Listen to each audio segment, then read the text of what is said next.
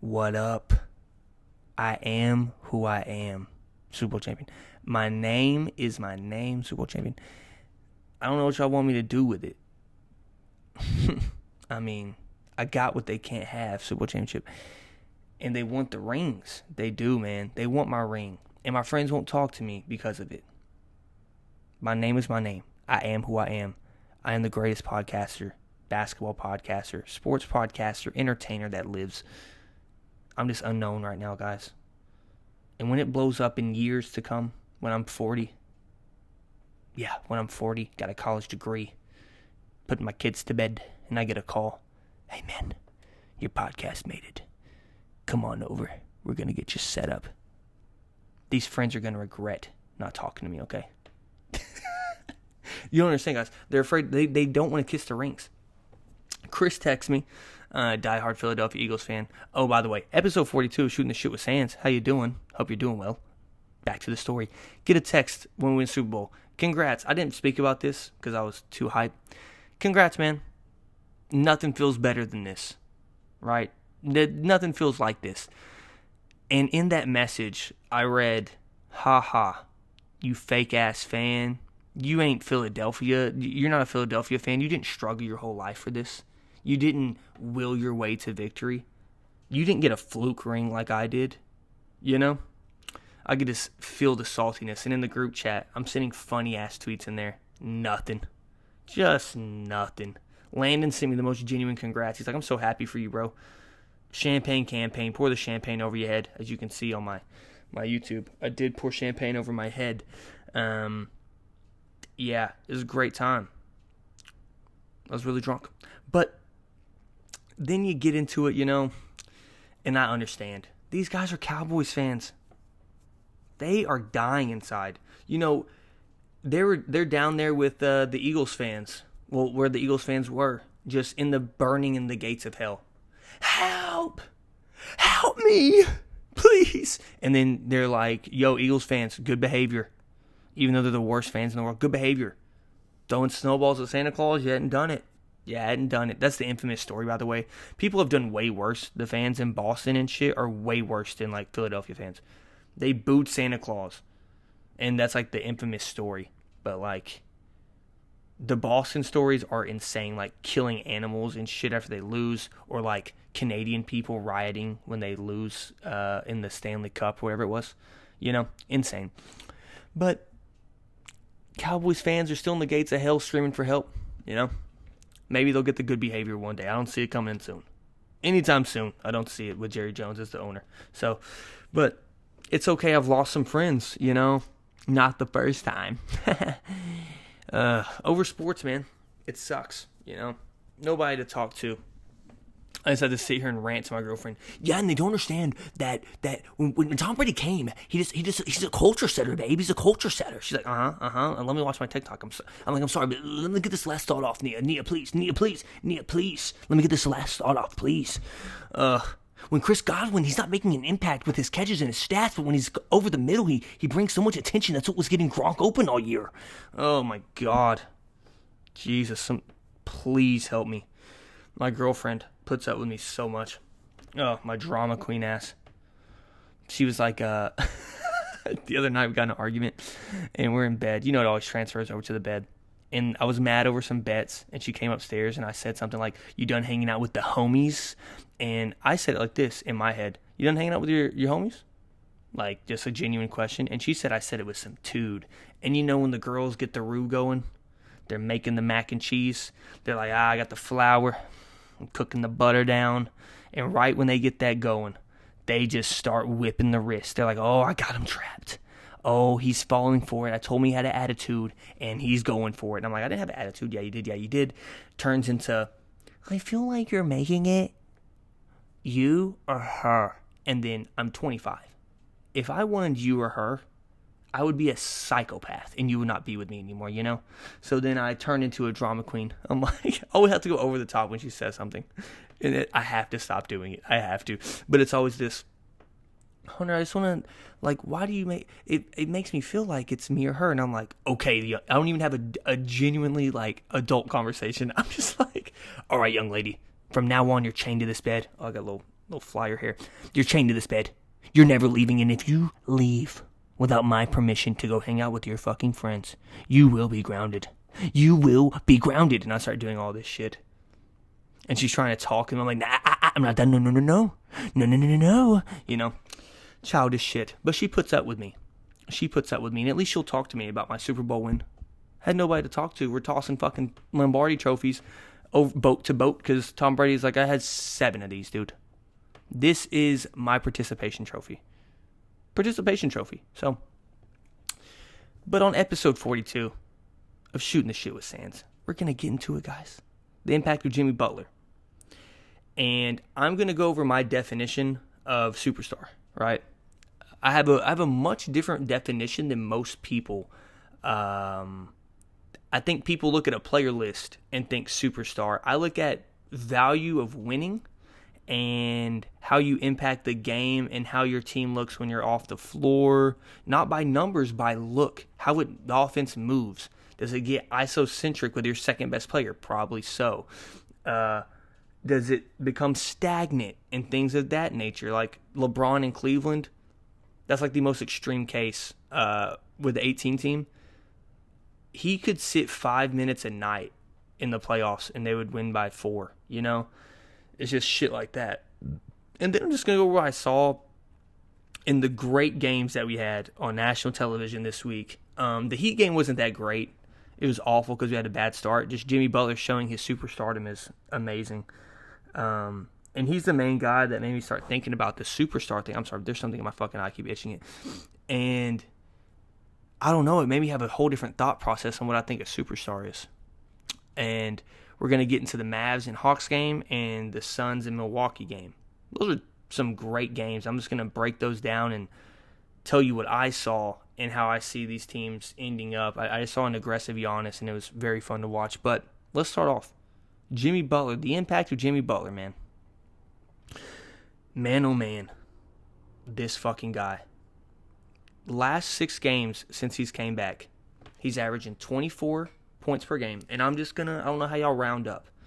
8.5 rebounds, 8.7 assists, and he's plus 54 the last 6 games. You tell me. No, he's plus 59. I think I wrote it down over here.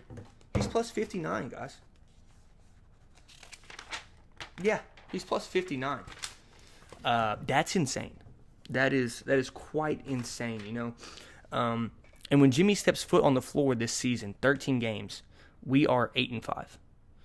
And 2 of those games, Christmas, he played half the game, we still won. And the next game, my God, the Dallas game was the most useless game of Jimmy Butler's whole career, and I'm not over-exaggerating. He played 36 minutes and scored 2 points because he had technical free throws. Or clear path free throws, whatever it was.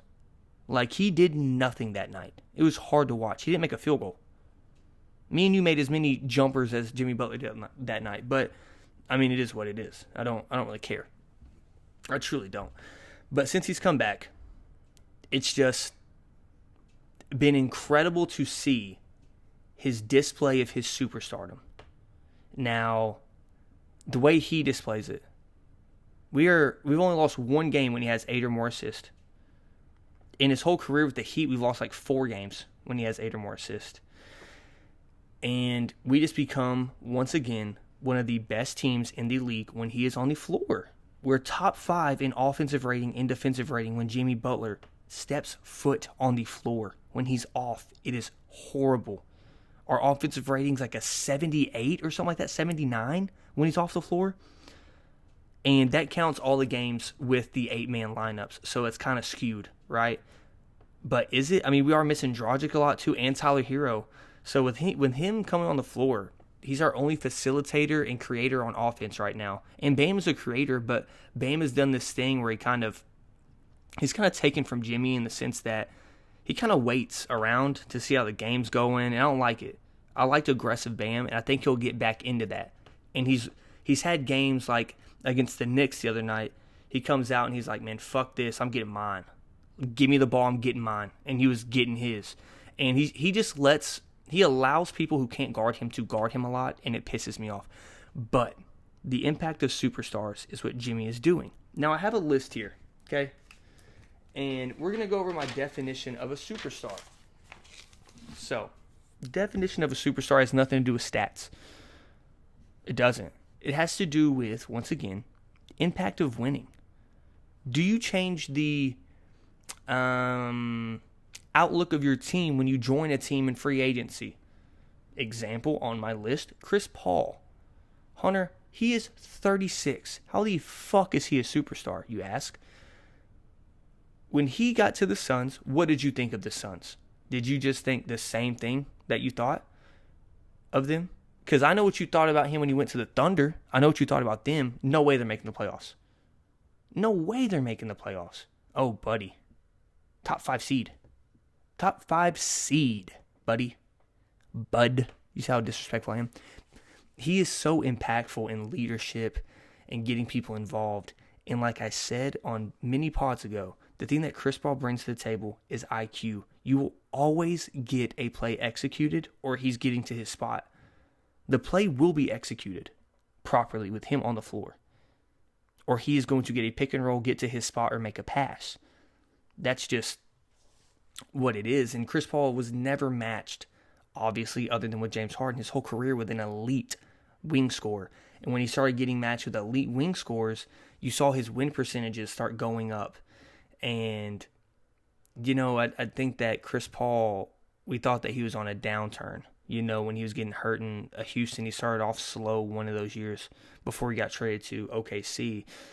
And then he got healthy, and he's been healthy for like 2-3 years straight now, where he hasn't missed a game. Mostly last year, he looked great. And I think that people just underrate him, and he's not falling off. He's on a plateau right now, and his plateau is like 16-7. And he started off slow scoring this year for sure, averaging like 11 points a game. I think the last 4 or 5, he's averaging 25. Like, Chris Paul is going off. So he's kind of getting in his rhythm offensively and realizing that he has to take more of the weight on offense and shooting in that team, because they have a lot of specialists like Jay Crowder and Cam Johnson. DeAndre Ayton isn't what we... I don't know what's wrong with that guy. He should be one of the top centers in the league. He just hasn't developed into that, you know? But this is my superstar list. And once again, it's about how the outlook of your team goes. When you put him on the floor, off the floor, if you lost him for the year, things of that nature, right? So my list is, we have 1, 2, 3, 4, 5, 6, 7, 8, 9, 10, 11 superstars in the entire NBA. Okay? We have KD. This is not a players ranking list. KD, LeBron, Steph Curry, CP3, AD, Jokic, Dame, Embiid, Jimmy, Greek Freak, and Kawhi. Now, the guys that are on the fence for me on this list, Kawhi isn't on the fence at all. I guess the only dude on the list that's a fringe is, and I hate to say it, Anthony Davis. Because... Oh, and I didn't put Harden up there. My bad. Harden is on there as well. I totally forgot James Harden. I'm so sorry. I made this list in like 3 seconds. So, those guys, and you're in your head, there's somebody out there going, bro, Kyrie? Bro, naming these elite players. Paul George, he's up there. No, man, you're going off skill. And I understand that. But skill does not equal wins, man. Did you not see that with Kyrie from the get-go? Kyrie has been on shit team after shit team, does not show up on playoff teams. Like, when he played against the Bucks, you know how protected he was after that series too? Nobody talked about that series with Kyrie versus the Bucks. He played atrocious basketball. Atrocious basketball is horrible. But these guys, AD, going to AD, he's on the fringe because I haven't seen him impact winning in his own right. You know? Now, with LeBron as your second best player, not now, but in the future, maybe he's not, honestly, which is insane. I think LeBron can be the best player in the league for another 2 or 3 years, up to year 20. I don't know if they win a title, you know? And I don't know if that's fair to say, but I don't think AD can lead a team to a championship. Do you? Like, honestly, do you? And I think he's shown up in playoffs. I'm not saying he's a bust or whatever. Before he went to LA, he averaged 30 points per game in the playoffs. And he played some tough competition, man. He played the Warriors a lot. I think he played the Warriors twice and the Trailblazers once. And it just didn't go his way. But guys like, I don't know, the only person that shouldn't be on here is CP3, you know? And Jimmy's up there, obviously, in the superstar category. But these guys, if they left their teams, like, without CJ McCollum, nobody talks about it because Dame's out there. Without Klay Thompson, Steph Curry's bringing them to the playoffs. Embiid, if he's off the floor, ask any 76ers fan. They are hard to watch, man. They are hard to watch. When CP3's not out there, that Suns team probably is not going to look the same. I want to see it, though. I do want to see it. KD, obviously it's KD, Braun. And just Jimmy Butler is incredible, and we look like we play Heat basketball again with him out there. And it's really fun to watch. And I can't wait to see where the team goes, you know? I see a lot of nuances to the game that he brings, and we don't really see what we're missing till he's back. It's not you don't miss it when it's gone. You know, you don't know what you got till it's gone. It's you don't know what you got until he's back. Like, we're sitting here like, damn, our defense sucks. Well, when Jimmy's out there, it doesn't. It's he brings us to another gear when he's on the floor shouting at people. He's telling Max Strus, shoot the fucking ball when I pass it to you. I don't give a shit. Duncan Robinson doesn't come back for the ball in a dribble handoff. He's like, shoot the fucking ball. Come get the ball. I'm tired of you running away from the ball. You want that ball. We're getting you out of your slump. And that's the shit. That's that shit that Tom Brady brings to a locker room. Aaron Rodgers. All the top tier elite players are. This is really the thesis of my superstar list. If they're in your locker room, you think you got a shot at a title. Any series, anywhere, any day, down 3-0, you think you got a shot. For real. So, that's my description of a superstar, and that's my superstar list. And now we're on to the next section of the pod, but we're going to get into an ad break real quick. And then we're going to talk about them games that were on the other day. Alright, so I lied to y'all. I'm not going to do the whole, recap of the games. If you didn't see them, you didn't see them. They were fantastic games. Hold on, let me wipe this camera off. Is it? Oh, shit, dude. My camera's been smudgy this whole time. Why didn't anybody tell me? Aren't y'all here? Alright, now this camera's, high def. I'm not going to redo the podcast, though. But instead, guys, I'm going to do contender versus pretenders, right? I'm doing the top 5 seeds of each conference. I'm going to go through them. I got 4 on one side, 6 on the other. Now, I'm doing this. I'm going to do listener questions, and I'm going to get the fuck out of here, man. That's what I'm going to do. That's what I'm going to do, motherfucker. Now, I think me and Nee are going to do a top 5 list. Funny as hell. Go to my YouTube channel if you're on Spotify. And I will upload probably tonight or tomorrow. Me and Nia saw this thing on Degrassi. I know, we're watching fucking Degrassi. It's your girl just watches random shit and you're sitting in the bed with her, chilling. I'm over there gambling and shit. Anyways, this girl said something like, well, she was on his freebie 5 list. And I was like, that should be our top 5 list for the week. Because last week the video fucked up. And she was like, down. So we have our top 5 celebrity freebies. I know, insane. But contenders, pretenders. So let's rattle them off here. The 76ers, Blazers, Celtics, Clippers, Lakers, Nets, Suns, Pacers, Bucks, and the Jazz. Now, I'm about to sneeze again, I think. Let's just start off. I just have a list right here. Contender or pretender? The 76ers. To me, obvious contender. Not because they're the number 1 seed. Defensive identity found. Doc Rivers, I told y'all before the season, Doc Rivers was going to have the best Tobias Harris. Because he knows what he's doing. He had an interview with All the Smoke. And I don't know if I brought this up on the last podcast, but interview with All the Smoke, talking about Tobias Harris catching it in the corner and started cooking between the legs and around the back. And he's like, what the fuck is Tobias doing? His game is straight line. We go shoot to the hole, pass. Shoot to the hole, pass. You know what I mean? Driving, his little mid-range pull-up is crispy. You know what I mean? So that's his game, and Doc has brought that out. Tobias has more effort on the defensive end, and when they had their defensive lineup out there, right? Let's say their defensive lineup to me, if Seth is at point and not Shake, but Seth is at point because they need a lot of shooting, they put Seth, Matisse, Ben, Tobias, and Joel out there.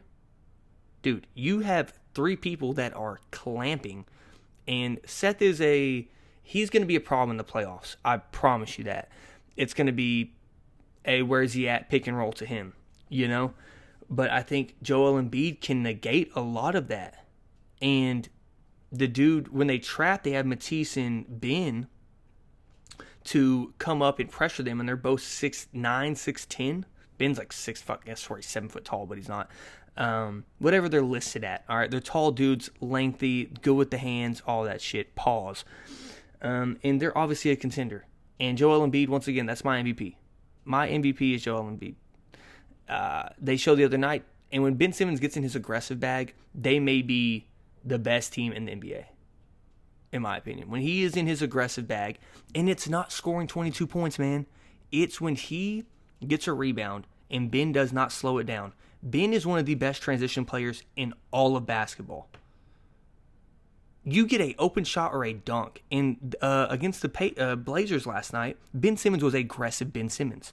And aggressive Ben Simmons does that shit. He was balling, man. And I'm not going to be the dude that keeps harping on the potential of Ben Simmons and what he could be. Because it's annoying to think about. I'm not even a fan of that team. I like watching them.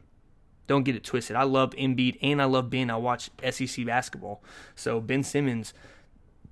Thing was, Ben Simmons did the same shit in college. Ben Simmons should have averaged 35 in college. You think you come into the league, literally instantly Ben was like a top 15 player, or top 25 player, in the league when he came in. And in college, he was doing the same numbers. He was like a 17, 8, and 8.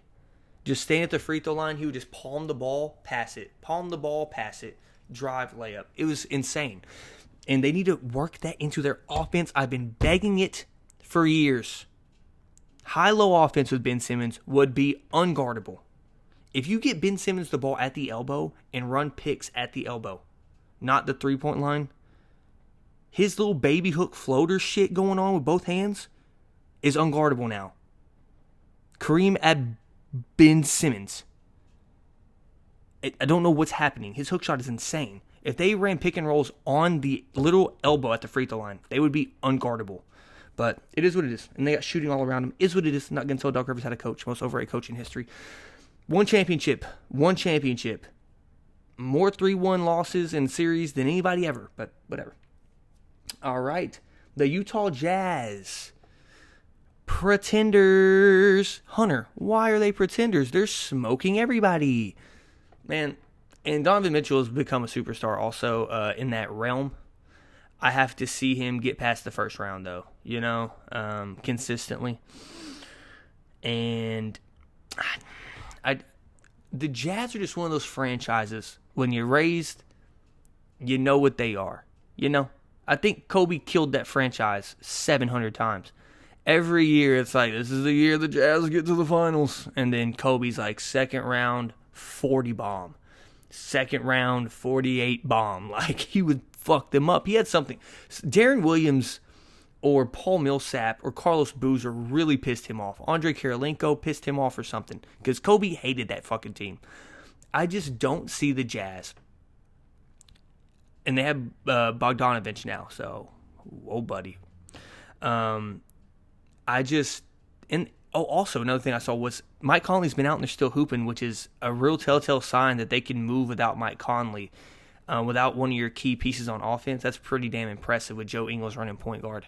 Insane that he's that skilled. It's just one of those teams, man.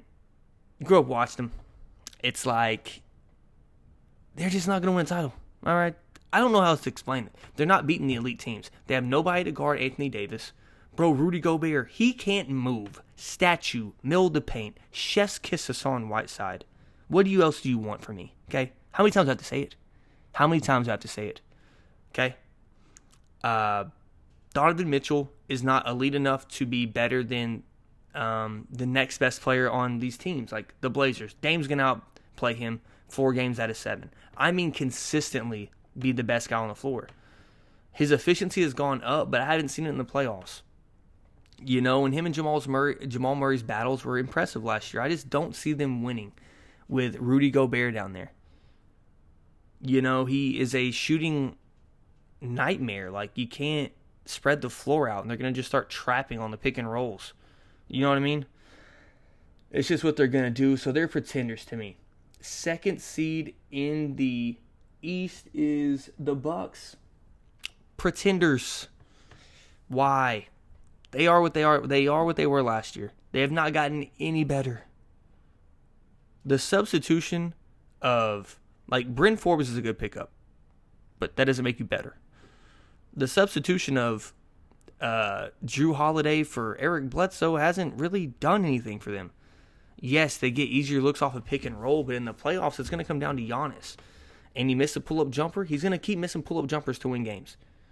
And they're just going to do what Miami Heat did. And we gave the league the formula to a lot of shit, by the way. Nobody was running matchup zone last year until the Miami Heat did it and neutralized anything the 76ers had plans of doing, and just other teams making them shoot threes. And now this year we're getting torched on the three-point line because of it, but we don't have Jimmy with his hands. It makes a huge difference. You see it with the 76ers I was talking about. When they get that zone going, and I don't know if we created this, I'm not doing that, but we made a trend to put your guards on the corners and put your tallest guys at the front of the zone. So you have length contesting shots and getting in passing lanes. That's where most of the actions run on zones at the top of the zone, right?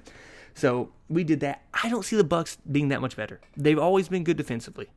Drew Holiday and Eric Bledsoe are damn near even. We're talking about all defensive players, both of them, first team. You know, Drew Holiday didn't get his credit last year, but he should have, and it sucks that he didn't. But Eric Bledsoe's first team all defense, bro. Brook Lopez, the same dude. He's a good player, you know. Dante DiVincenzo. I mean, come on. What are we doing here? Chris Middleton is Chris Middleton. He's going to piss his fucking pants. Shit himself in the playoffs again. He starts his name with KH. What do you think was going to happen? Something's off there, buddy. They're just pretenders. They haven't got any better to me. They're the same team as last year. Second seed in the West is the Lakers. Do I have to go over that? Contenders. LeBron James, Anthony Davis, Montrezl Harrell, and Dennis Schroeder are added to that team. They lost nothing but playoff Rondo. That team lost nothing but some depth at center, which is kind of lacking this year. They actually need that. But Montrezl Harrell brings such an impact of scoring there. And they don't get out rebounded because Montrezl is a very good rebounder. They got some big bodies down there willing to rebound. I don't know. I don't need to go into that. They just won the championship. Period.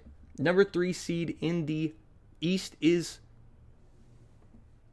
the Nets. Of course, they're contenders. I'm not the dude that's going to sit here and bullshit you with narratives. You know when like they started saying that KD would ruin team chemistry in Golden State, but they added like the second best player in the world. Like, that is a fucking dumb take. You know? Like, can we stop doing that? How is LeBron going to work with a center? He's never worked with a true center or true power forward like Anthony Davis that can actually get his own shot and stuff. And they won a championship. How is he going to work with D Wade? These guys both need the ball, won a championship. How is Russell Westbrook or Chris Paul going to work with James Harden? They both dribble so much. Western Conference Finals, should have won over 27 from the three-point line. They lost. They should have beat the Golden State Warriors. What are we talking about? Let's stop with the fake narratives. They have 3 top 10 guys on the same fucking team. They give up 150. They score 175. Get over it. In the playoffs, it's not going to look good. I think they're going to have some tough series in the playoffs. Whether it's the Heat or the Celtics or a great defensive team like the 76ers who can now score, because who the fuck is guarding Joel Embiid on that team? Only chance they had was Jared Allen. He ain't got a shot. DeAndre Jordan might foul out within 6 minutes of playing time playing at Joel Embiid. So, whatever. There's going to be lineups, I swear, you're going to see a lineup out there in the playoffs where Kevin Durant is guarding Joel Embiid. You're going to see it, and he's going to back him down into the fucking pad, and he's just going to morph into the pad. The pad on the basket, he's just going to morph into it, into the NBA logo. So, yeah, the Nets are contenders, but, like, they have some flaws, but that does not mean you're not a contender. All right, we're going to start getting through these. Third seed, we already did that. Fourth seed in the West is the Suns, pretenders. I think they're a very good team, and they're going to challenge people. I think they're going to play tough defense, and they can score. Against the Mavericks, they had 6 guys in double digits. Jay Crowder's getting 16 boards or some shit. You know, they have talent to win, and Devin Booker can put up 40. 35 any given night, one of the most skilled scorers in the NBA. He's very fun to watch, man. He's a fun kid to watch play. Kid. I'm calling him a kid because he's younger than me. So, fucking insane. And I think that they're shooting great. I think DeAndre Ayton is going to be a problem with his foul trouble. And then they're going to have Frank Kaminsky in there down low. They're not going to have a lot of good bigs down there when it comes to having some depth. They need to make a trade to get depth with centers, but they're not going to probably. And yeah, I think they're a good team, and they may go to the second round and just lose to like the Lakers or the Clippers. You know what I mean? Or the Jazz. So, and the fourth seed in the West or the East is Boston. They are a contender to me. They have flaws offensively. Kemba Walker is a big deal, right? And they're kind of on this, when they got on that road trip, they were kind of on and off. They'd win 1, lose 2, win 2, lose 1. Marcus Smart is a big deal for them. I think that their problem in the playoffs is, and Jason Tatum is getting better with playmaking. I think they're 1 year away. They're not going to win it this year, but they're 1 year away from being in that real title contention. I would put like $20, $25 on a preseason prop on them to win the title, because Jason Tatum and Jaylen Brown are turning into, I think they will be considered in 2 years probably 2 top 10 and 15 players. Jason Tatum's already, like, he has that media bias where he gets protected, and his defense is getting better, and so is his playmaking. But Jaylen Brown is the best defender on that team. He's one of the best scorers. He is the second best scorer on the team by far. And Kemba Walker will be a problem in the playoffs. He always is. Kemba was in Charlotte. He was the hero. He was the man. He has 2 guys on that team that are better than him. And he just needs to learn how to play point guard. He never had to play point guard in his whole career. Go look back, bro. He is a 5'10 shooting guard. That's what he is. He's a 5'9", 5'10 shooting guard. He's not a point guard. He's just listed as a point guard. I keep telling y'all that. He needs to take his open shots that he gets from Jason and Jaylen Brown and become a consistent three-point shooter, and I think they would have a really good chance to get to the Eastern Conference Finals, you know? But, yeah, I think they have talent. They have depth now. Tristan Thompson's a huge deal. I think they went and got him because Bam Adebayo and our driving and size, our size with shooting and them not being able to switch pick and rolls against the Heat kind of made them realize we need more mobility, but also not lack on the rebounding end, and that helped with Tristan Thompson. Daniel Tice is a good-ass player, by the way. I think that dude is good. So he can shoot. He can score when he's on a mismatch. I don't know. I like Daniel Tice, but they needed some depth there, and Robert Williams is a goddamn circus act in the fact that he's so up and down. He's a roller coaster, you know? But I think that kid has some talent, though. Robert Williams does. So they upgraded in size, and that should help him out. The 5th seed in the West is the Blazers. Obviously, I have them as contenders. How, Hunter? How? Last year, once again, guys, they had nobody healthy. They got healthy and went on a run. People forget that Dame took them to the Western Conference Finals, 2 years ago? You know what I mean? I mean, when Kawhi won his title, the Warriors had to face the Blazers. And was it that year? I think it was that year. But, yeah, the Blazers have such an improved lineup than last year. Oh, man. They have more scoring. Zach Collins ain't there. Bro, Zach Collins refuses to stay healthy. Enes Kanter can't play defense. Nurkic is a pretty damn good player. They need interior defense very badly, but they have more perimeter defense than they've had in years now, and they can shoot the lights out. They got Carmelo, Gary Trent, obviously Dame and CJ, who can go for 30 a night, each of them.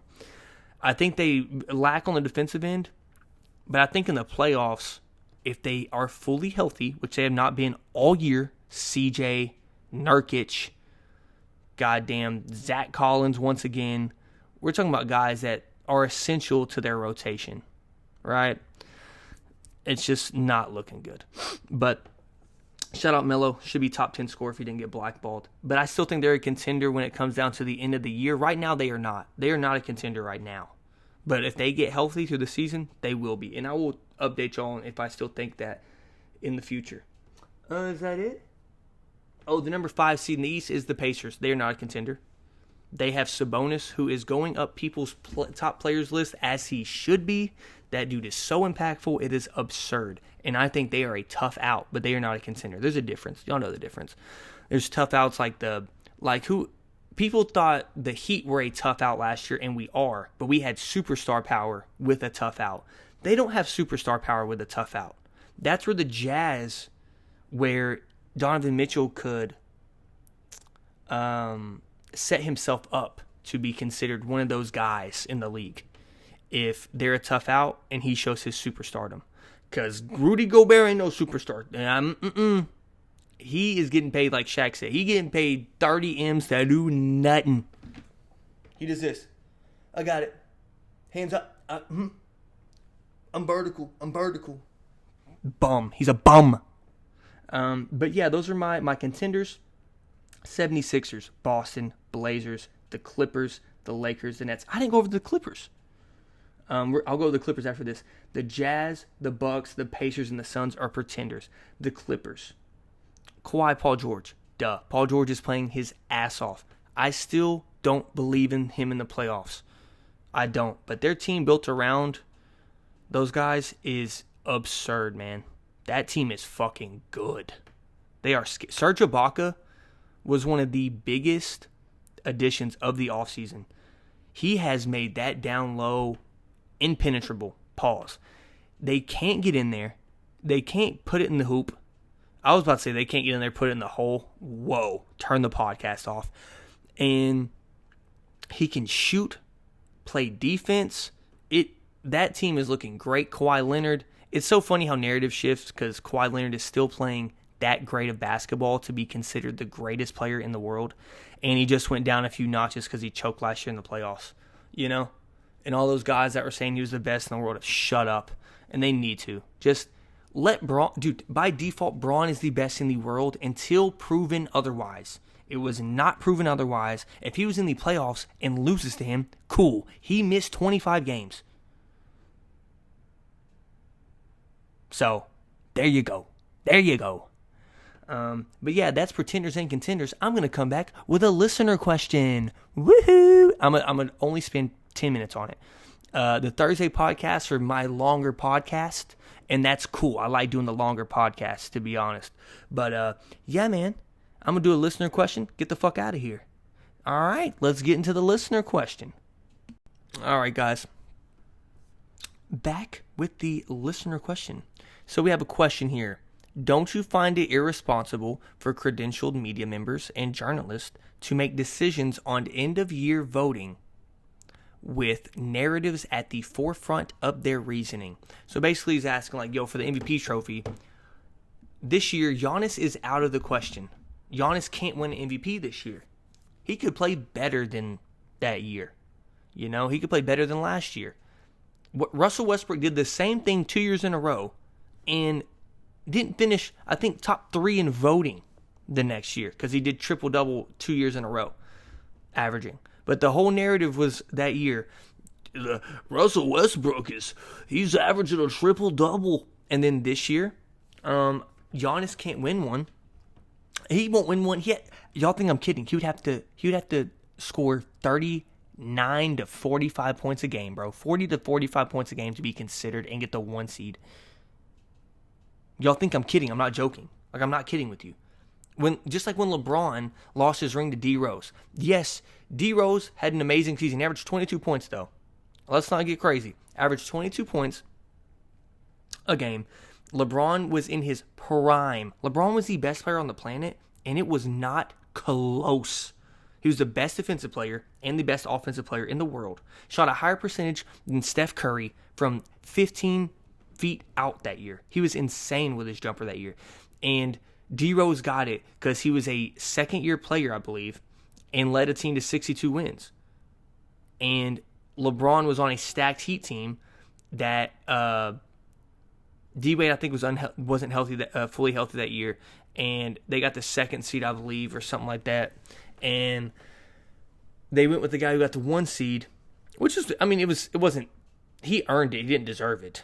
I mean, I think he played a great season, but it's narratives like that, and it is irresponsible in my opinion. Of course it is. Like, this whole LeBron thing right now, LeBron finally got his shit across. Like, listen, AD has been out. He's probably telling AD to sit out more.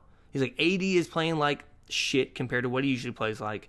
I'm in LA. I'm playing 3 overtime games. It's my 18th season, whatever it is. I'm 36. Like, you know what I mean? And the narrative is getting pushed towards that. He's doing this in this year? What the hell? Joel Embiid is unfortunately in the category of Giannis, in my opinion, of, well, you hadn't won nothing yet, so we don't really care until you show it in the playoffs, which is stupid. Because then next year, when Joel comes back and has the same season next year, if he doesn't win the MVP trophy, and they go on to the finals, right? Then next year, he's going to be at the top of everybody's MVP voting. Ooh, what about Joel Embiid?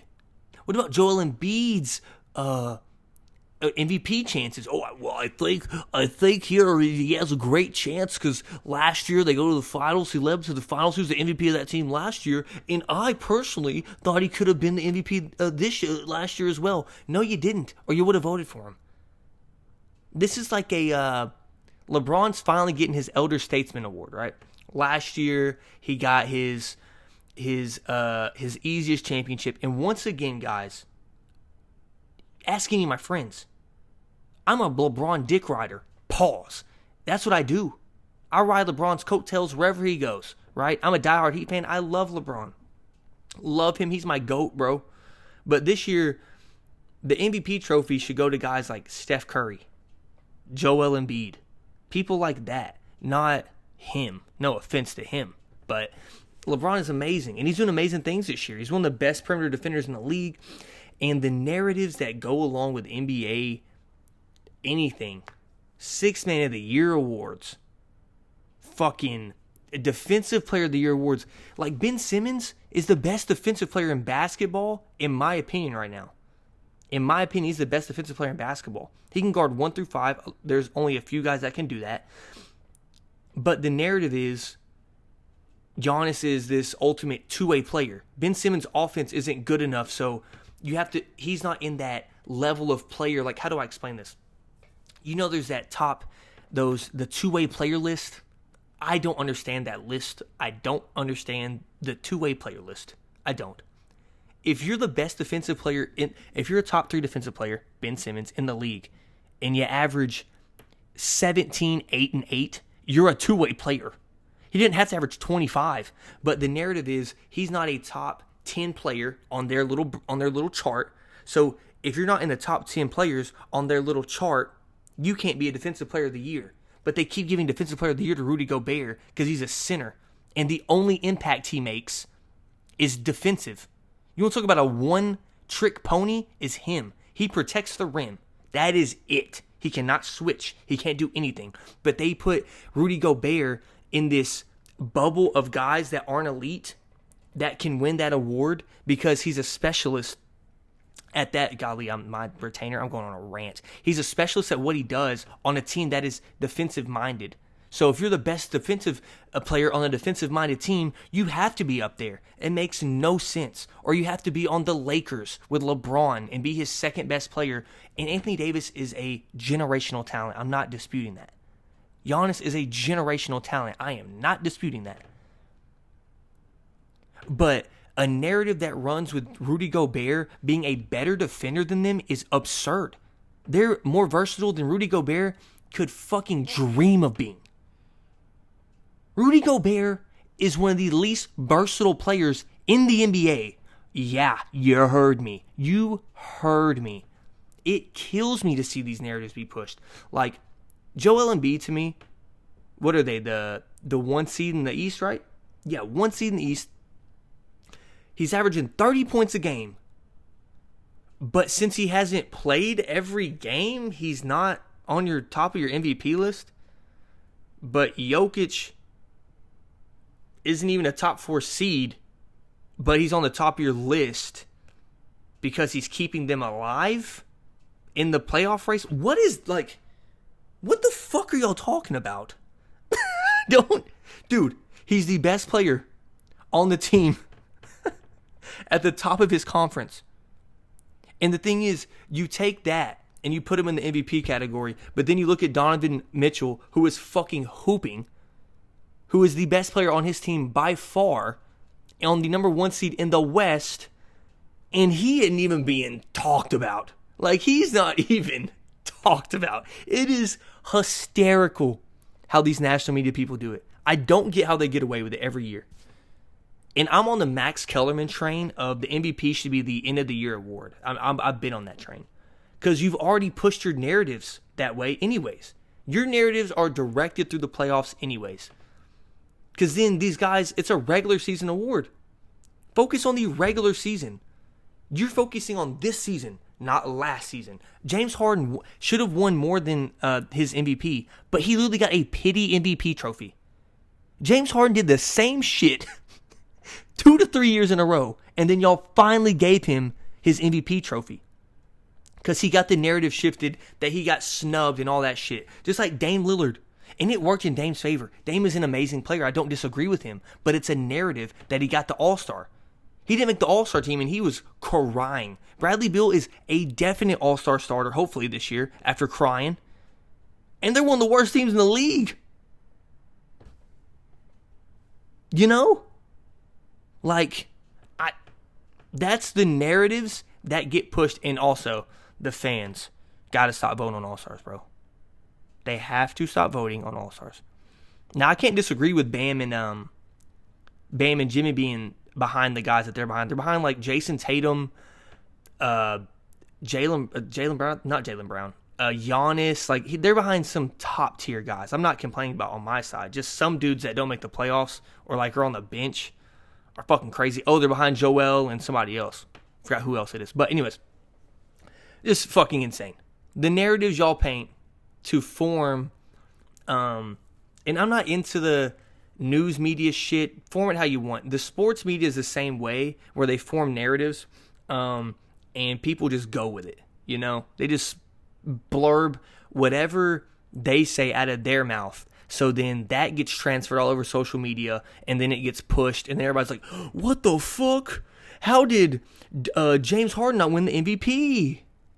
And then he cries about it. And when Steph Curry's out here averaging 32 points a game and he's playing 29 minutes. Like, what? No shit. No shit he won the MVP. You know? Let me get off my high horse here. But yeah, once again, y'all don't have a true criteria of an MVP trophy. And it's a narrative-based, most awards are narrative-based anyways. So, it is what it is. Whatever. Like a dude like Jalen, like Luka. This is my last 30 seconds of this. Luka should not be in the most improved players fucking pool. Stop.